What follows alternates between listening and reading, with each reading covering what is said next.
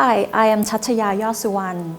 This unit will discuss about managing and marketing for special interest tourism. Here we have two lecturers to contribute in this unit.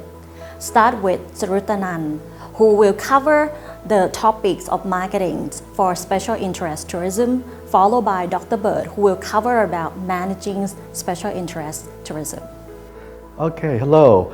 I'd like to come to discuss about segmentation in tourism, especially in special interest tourism today. Okay, it is a very fundamental topic about marketing and service marketing and tourism, because in marketing we believe that we have to choose an important group of customers or travelers so that we can generate the revenue. There are many ways to look at those travelers into groups.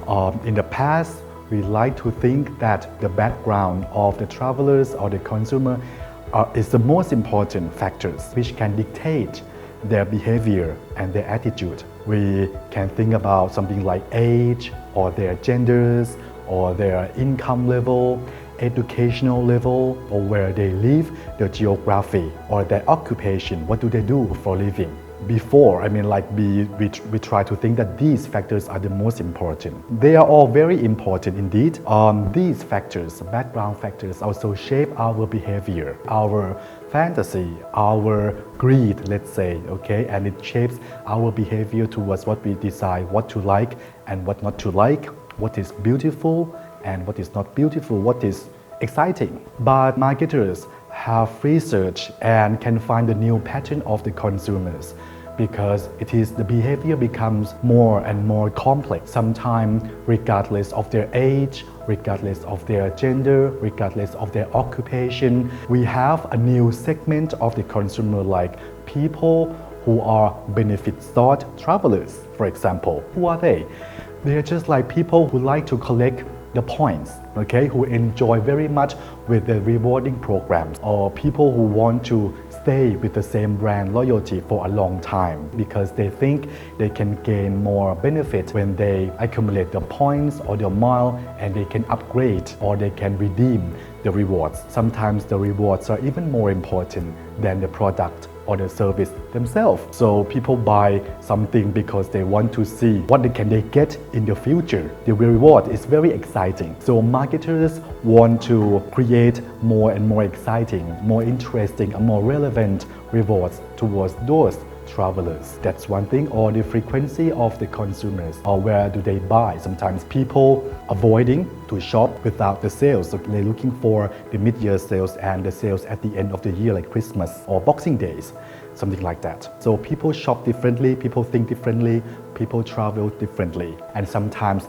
that behavior does not come only from their own background, which is fixed with themselves. We have a mix of all types of behaviors which can shape the way they booking for a trip. It is really fun indeed to explore about these topics and these behaviors. Now moving on towards the topic about SIT, okay, special interest tourism. How was it established though? Okay, I think it is similar terms with the niche market in marketing, which is small market, was established because the behavior of the travelers or the consumers are becoming more and more complex. Complex in the way that how do they explore the information through offline and online channels, okay? The topic that they exchange with the reviewers on the website or applications, the topic where they're talking with the friends, or the rewards that they try to compare what are themselves doing comparing with others is becoming more and more complex.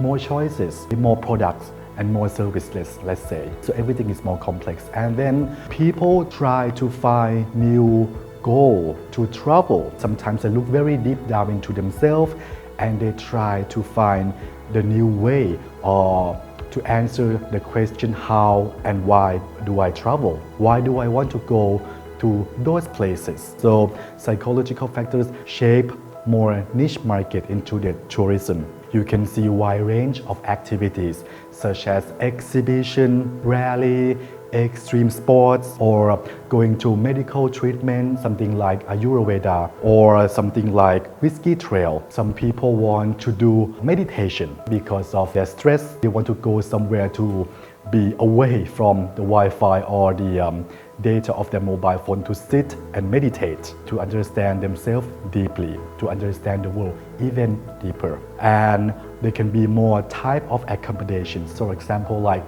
the homestay and the farm stay, where they allow people to participate in the community, to look at the way people in local places live, what do they eat, what do they cook, the roles of the fathers and the mothers and the children, who are the leader of those communities, who are the followers, what do they believe and what don't they believe, for example, so that you have more enriched experience in visiting somewhere rather than staying in a chain hotel. You have more enriching experience. And then you can see that this wide range of activities and accommodations, or the whole experience, it provides more emotional touches through the travelers rather than the products. People shift themselves from going somewhere to buy something to gain emotional experience. Perhaps they also keep shopping something, but they also expect some emotional benefit from the trip. Those emotional benefits can be from joyfulness, from happiness, until sometimes the painfulness, such as you experience like Thai massage or extreme sports, or you can get injured, but you feel that this is a cool experience anyway.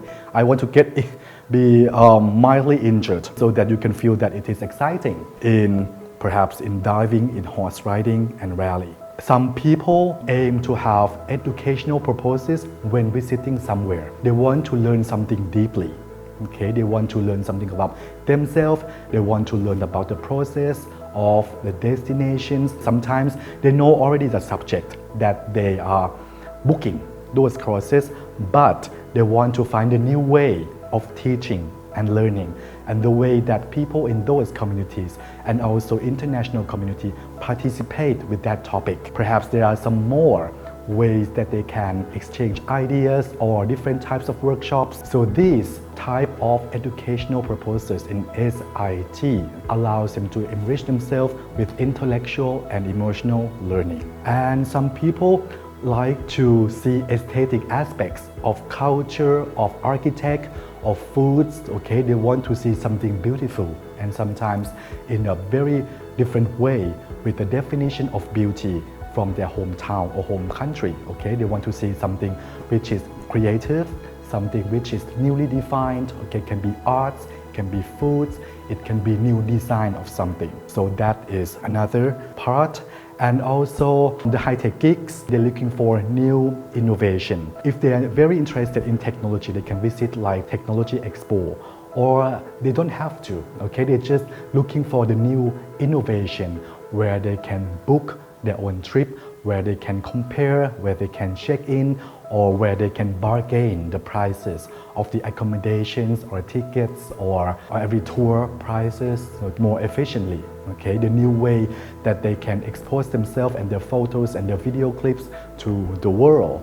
Some people would like to see new ambiences. Perhaps they want to escape from their own reality in their hometown. Perhaps they live in a big city which is very crowded, everything is very rushing. They want to see some peace, somewhere which allow them to be staying in peace and to meditate and to see the natural resources. Can be ambiences which is from national resources, national parks, to see the North Light, something like that as well, okay, which can revitalize, let's say, their own traveling experience. From the overall points which I have pointed out, okay, you can see the shift of the focus of some tourism businesses. For example, airports. In the past, airport only providing people traveling from point A to point B. But today, the role of the airports shift dramatically. They're looking for the flow of information, the flow of the luggage, or where it is gone, how quick it should be transferred,